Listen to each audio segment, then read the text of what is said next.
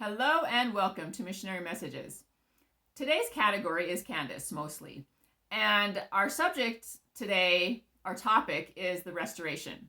And the subject in that topic is polygamy. And you might be wondering, what does polygamy have to do with the restoration? Which we're going to explain the restoration in detail next episode, because I think a lot of people don't understand that. So, a lot of people still think that the Church of Jesus Christ of Latter-day Saints practice polygamy. And it really amazes me that people still think that. I was teaching an English class, subbing for an English class a few years ago at Butte High School. And there was this group that was working on a project and they were talking about the Mormons. And so I was like, I interceded and I was like, because they were saying that the Mormons still practice polygamy. And so I was like, no, I am a member of the Church of Jesus Christ of Latter-day Saints, and I explained to them that that is the name of our church, actually. And I said, we don't practice polygamy. I said, we used to when the church first started, and there were reasons for that. I said, but we don't do it today.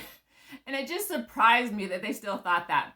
So, Candace so I'm going to try to straighten everybody's idea of polygamy out today. We do not practice it today, for one thing. And first, before we get into that, I want to share Candace's view on the women today and how they act. And you'll see why this is important as we go through this subject today. So Candace says that the state of women these days are crazy. They're immoral. They do immoral acts. And she says they sell their bodies on pornography and OnlyFans. And the musicians, they get up on stage, they do sexual acts and move in sexual ways and are dressed like half naked or mostly naked sometimes. And she says that they actually even do sexual acts on stage and people want to emulate them. She says they don't want men to lead or be strong. They want to be strong like men, physically strong. They want to do the same kind of things that men do, like jobs and other activities. They want to, they created the feminist movement and the Me Too movement, which she feels has degraded females in society and has made the female race kind of not look at what their roles are supposed to be like in the world because of the feminist movement, because of all the women's rights to do this or that. She talks about how they abort their babies. She talks about how they're not getting married. She talks about how they don't want to be mothers. So there's many things that she also talks about good women too, but there's many things that she talks about that is often, she says, it's disgusting the way women act today. So keep that in mind as we go through this lesson, her thoughts on the women of today. And these are kind of the thoughts of Matt and Michael too, a little bit. Not as strong maybe as Candace, because Candace gets really in depth about this subject and topic. Well, because she is a woman, she can talk about it, I guess. So we're going to go back first to Eve and the curse. So we all know Adam and Eve were in the garden. So Eve was the first one to partake of the forbidden fruit, right? Satan was tempting Eve, and this is in Genesis 3:5-7, saying to her, Eve, God doth know in the day ye eat of the forbidden fruit, then your eyes shall be opened, and ye shall be as gods, knowing good and evil.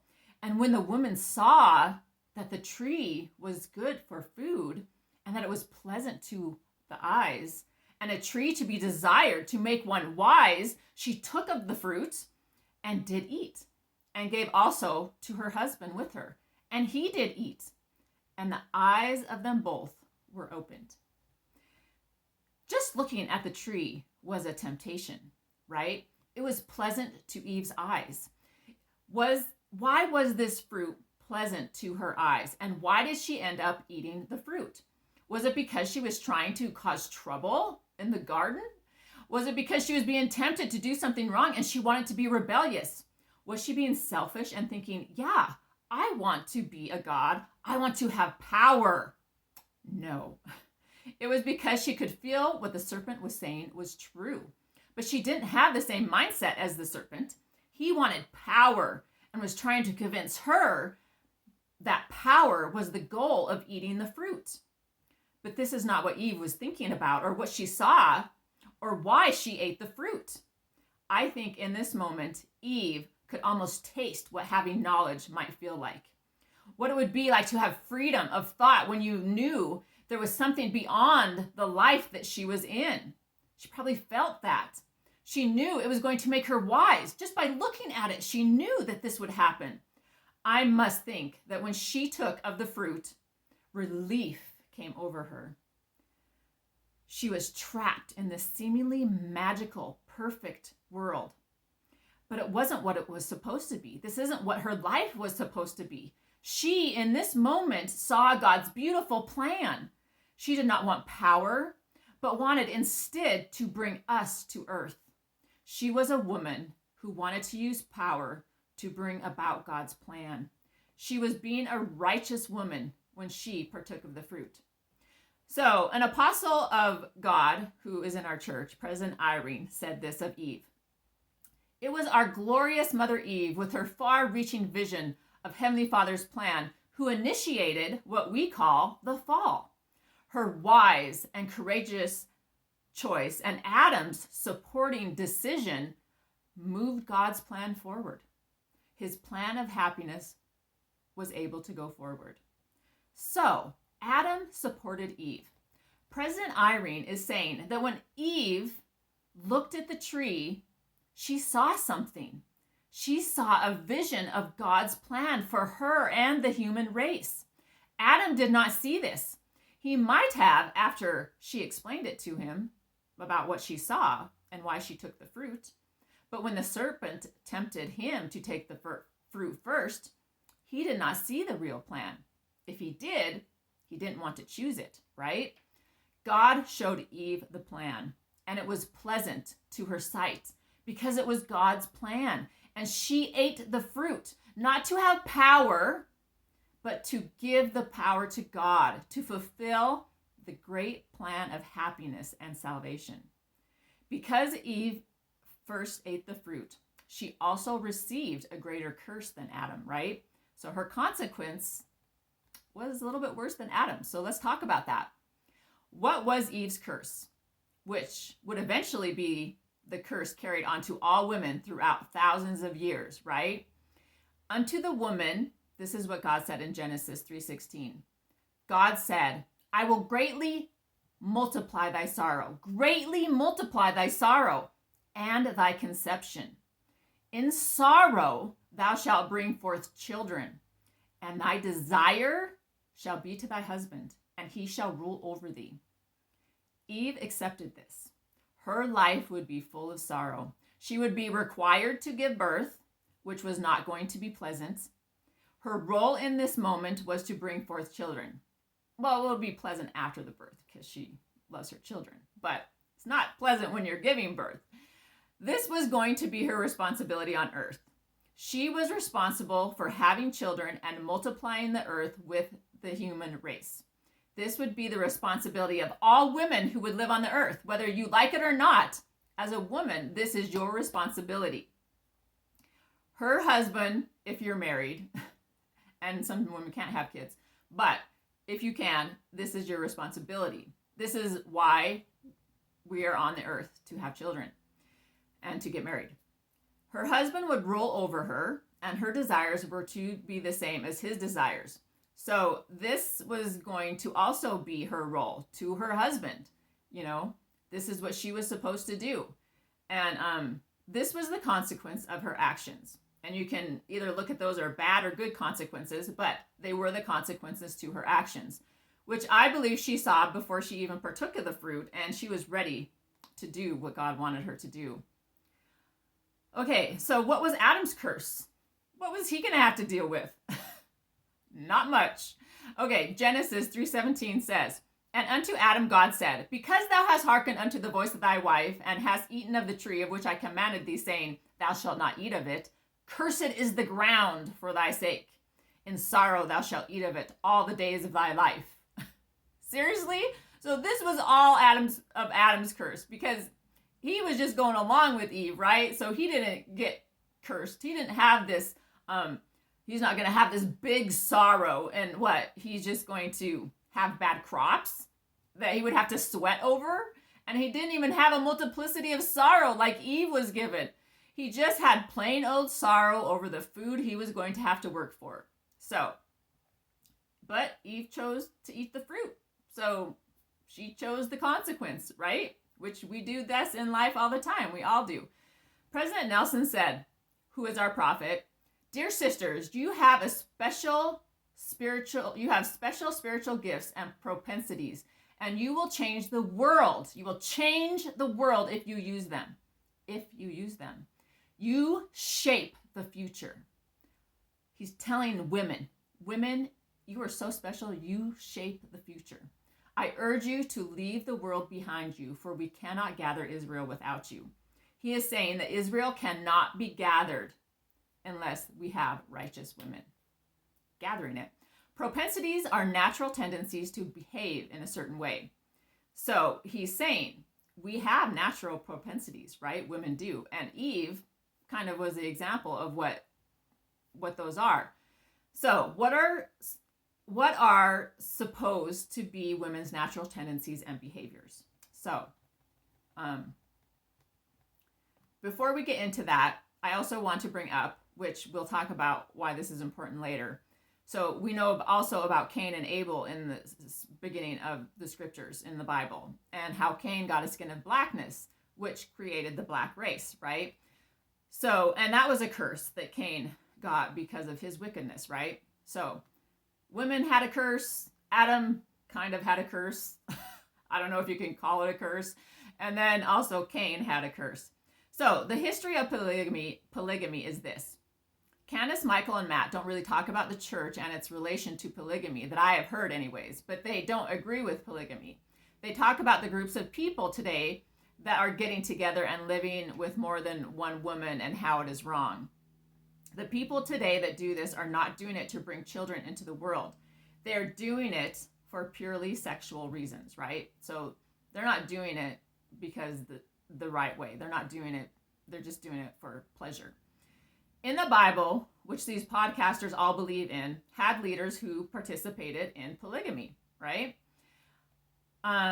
We have Abraham, Isaac, David, and Solomon, and Adam had wives too after Eve. And I imagine many more that we do not know about. David committed a sin with Bathsheba because she was not given to him by God, and this was considered a sin. Solomon married strange wives, which were not given to him by God, and marrying these women were also considered a sin. But all the other women that they were married to was not considered a sin because they were given to them by God. In the days of the Bible, it was to populate a group of people, right? So they could have more of that group of people, especially if those people were just beginning to create the group. Men can't have babies and women can. And remember the curse of Eve. So why did they practice polygamy in the Bible? And why were the wives that were given to them by God considered not sinful? And why does everyone think that it was okay in the Bible? Maybe they don't think it was okay, like they wish it didn't happen, but they believe in the Bible, so they have to think, well, this was okay back then, I guess. But they think it's not okay when the Church of Jesus Christ of Latter-day Saints did it when it was being restored, which means it was being built up, right? So women were not free, right? For 6,000 years or more, women were not a free people. They could not own property, and when their husbands died, they did not have the right to retain their husband's property. They could only work certain jobs, and they didn't get paid a lot of money for those jobs.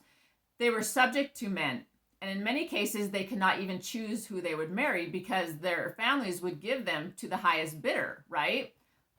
They were almost like not people, sometimes women were. When the saints were in, and this happened for the first 6,000 years of the earth.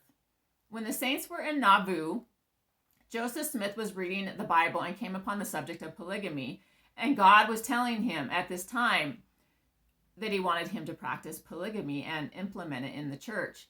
Joseph did not want to do this at first, but after much revelation from God, he knew that he could not disobey God. Not everyone was involved in this. There was only a small group of men who did this. And even they didn't want to do it, but they obeyed God. When Brigham Young and the saints arrived in Salt Lake City, he announced and acknowledged the practice. So here they are in Salt Lake City, and they are pretty much the only people in Salt Lake City. So they're trying to build up this city, right? So he announced and acknowledged the practice and wanted to implement it with more than just a small group of men and women in 1852. So many more people were living this way, and it became normalized within this group. So in 1856, the Republican Party of the United States added to its platform the abolition of slavery and polygamy.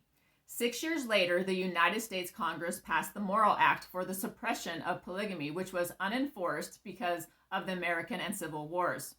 At this time, polygamy was still being practiced by the saints, and in 1874, Congress passed the Poland Act, which strengthened an enforcement of the Morrill Act. In 1887, the Edmunds-Tucker Act of 1887 increased penalties against people who were living in plural marriages and against the church itself. So it took the right away. The United States took away the rights for women to vote if they were still going to practice polygamy, and disenfranchised the church of its properties of over $50,000, and was going to take away all its temples and was going to imprison the men in the church.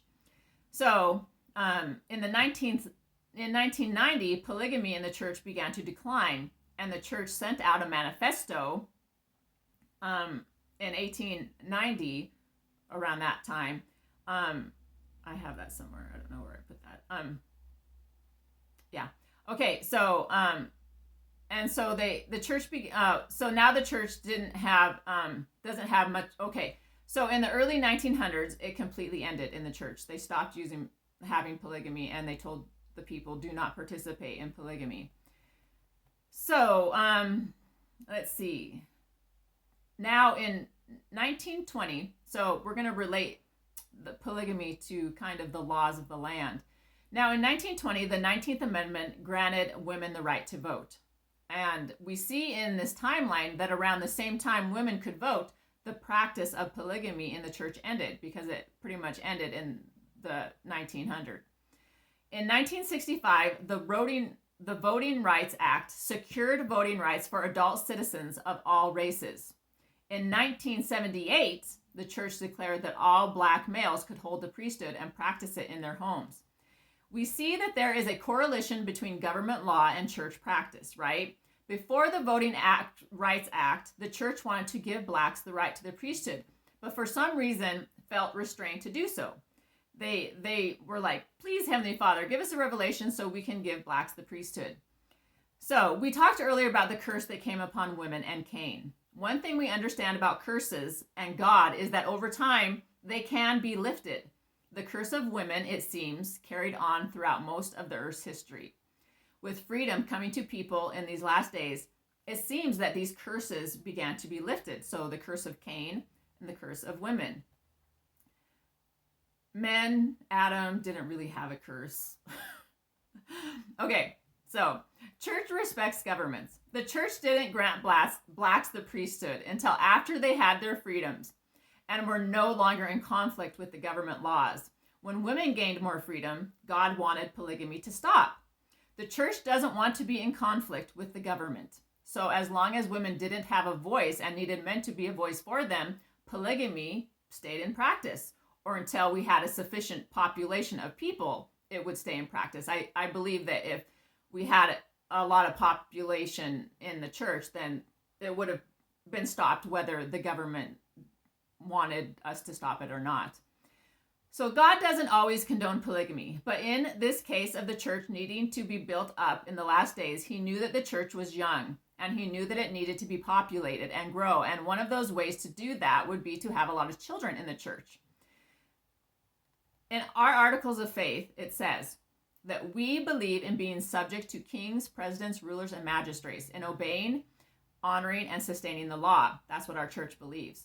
It's just like when Joseph Smith said, we're not going to interfere with the slave situation because this is not our place. Because a lot of saints were like, we should be participating in freeing the slaves. And he's like, this isn't what our responsibility is.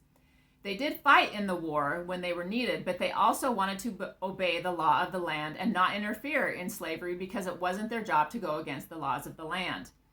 But when those laws started to get changed, because as members we can help change those laws, then things can change in the church in accordance with those laws. So the church isn't responsible for fighting wars or getting involved in government. God wants our church to be responsible for building up his kingdom and gathering Israel. But individually, we should participate in government. Just like in the Bible, when the church needed to grow, polygamy was practiced for a time. This was the same case with the Church of Jesus Christ of Latter-day Saints. We needed to build up a people. And some women weren't likely to have prospects of marriage in the church or just in general.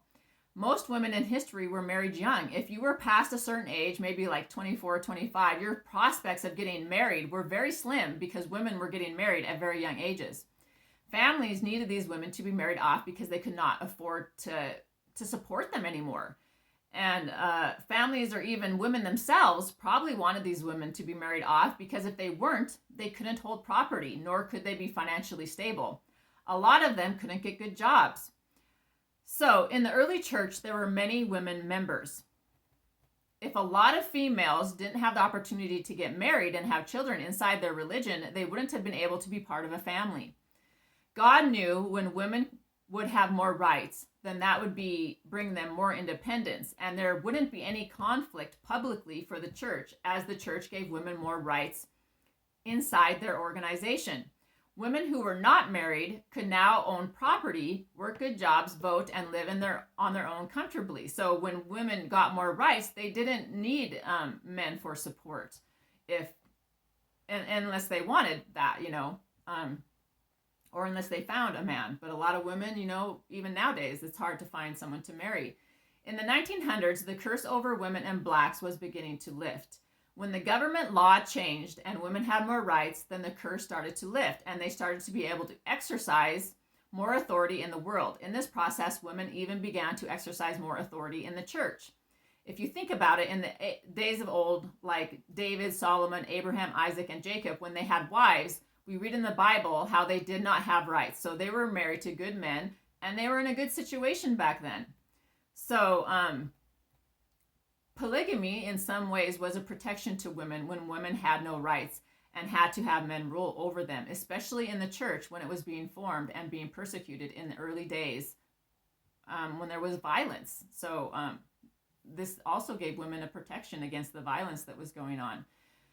Okay, so if you think about it, the practice of polygamy in our church almost had to happen because the church is a restoration. And everything associated with the restoration must come to pass.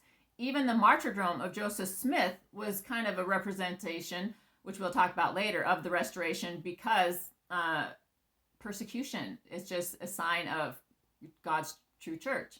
And we see throughout history of the Bible that this was part of what God did. So we had to have at least a few years of that happening because that's how growth happens in an organization such as this, to produce more people or as much as you can to grow the organization. And in order to do that, you must have members.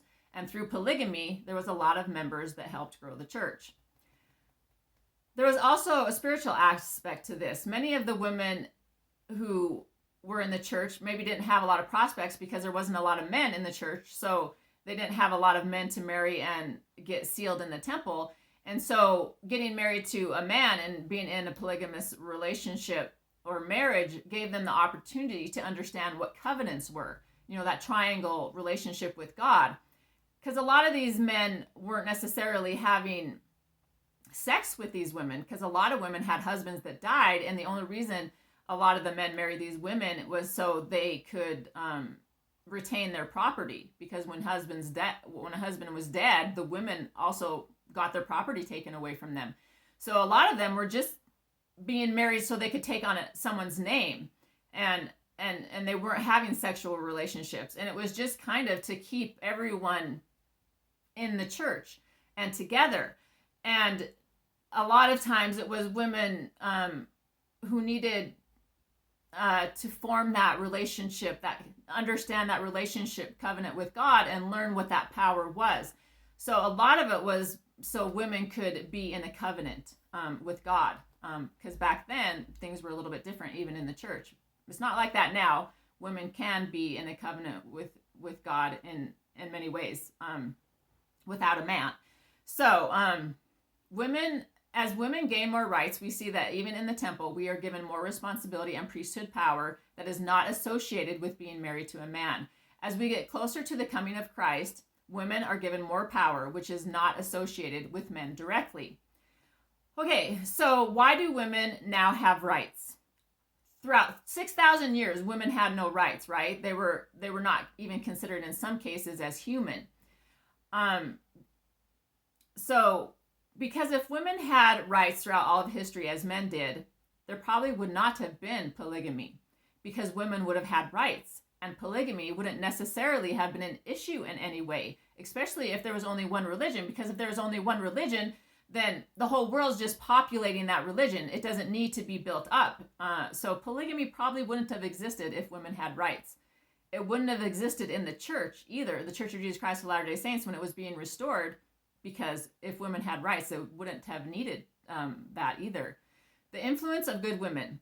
President Nelson said about women, from the dawning of time, who is our prophet, he's our prophet, he said, women have been blessed with a unique moral compass, the ability to distinguish right from wrong.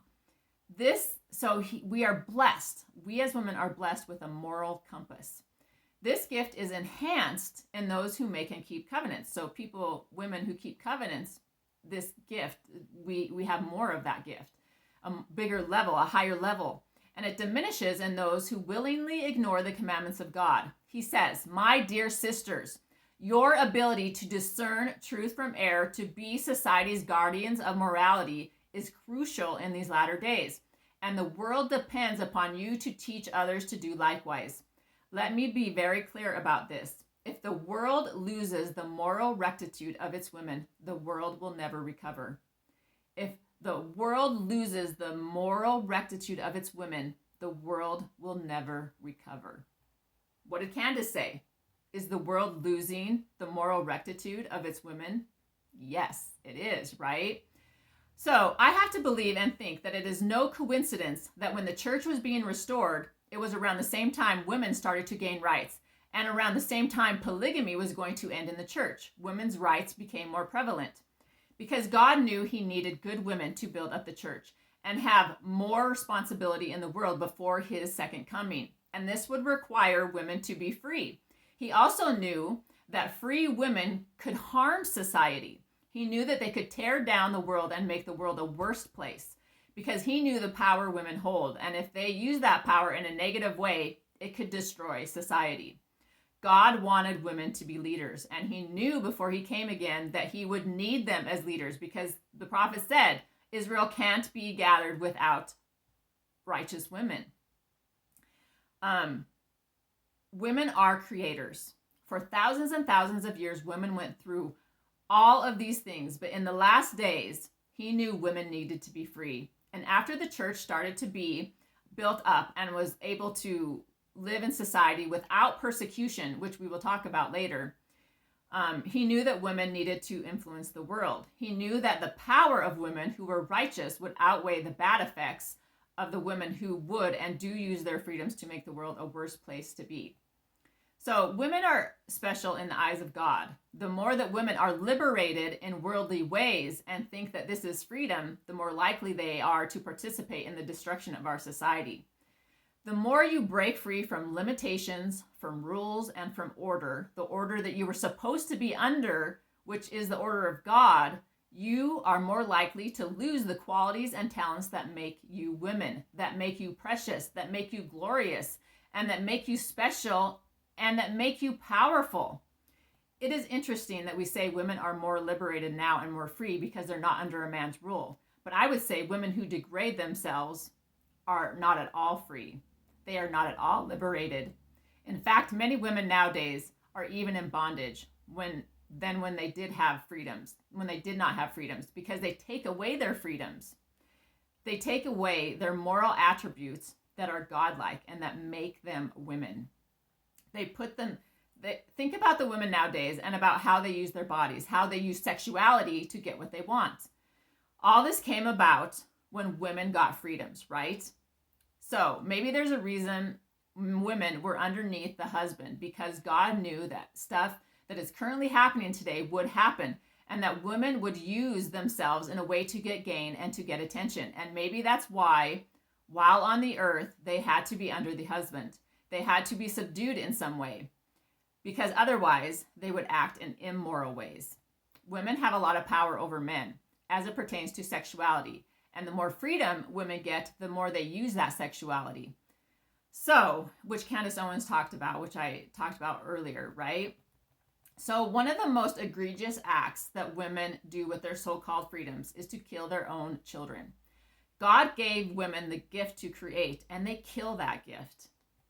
So I had a dream once of being born and going through the process of birth inside my mother's body, and the thoughts and feelings I had as she was carrying me. So I know that life inside the woman's body begins when the egg is fertilized. Our church doesn't say that necessarily, but I experienced it in this dream. And this is how I know that the seed starts to grow when the seed is planted. I had been given blessings in my life that tell me the more I study and go to the temple, the more the veil will thin in my life. This dream that I had about my birth, I feel is a memory that God opened my mind to remember that experience. Because